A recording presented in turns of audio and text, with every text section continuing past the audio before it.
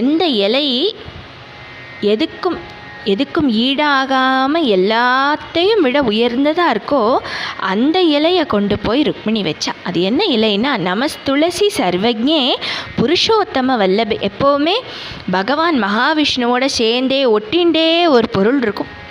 எப்படி கர்ணன் நம்ம கவச குண்டலம் பார்த்துருப்போம், இந்த உடம்போடு ஒட்டின்னு இருக்கும் அப்படின்னு சொல்லுவோமே, அது மாதிரி பகவானோட விக்கிரகமாக இருக்கட்டும், சாலக்கிராமமாக இருக்கட்டும், அல்லது பகவானோட அர்ச்சாவதார அந்த திருமேனியாக இருக்கட்டும், எதுவானாலும் பெருமாளுக்கு ரொம்ப பிடிச்ச ஒரு இலை ஒன்று. என்ன இல்லைனாலும் பரவாயில்ல, இந்த இலை இல்லாமல் பகவான் இருக்க மாட்டார்.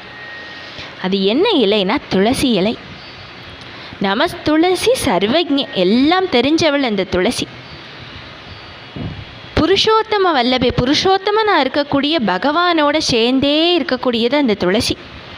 பாஹிமாம் சர்வ பாப்பேபிய சர்வ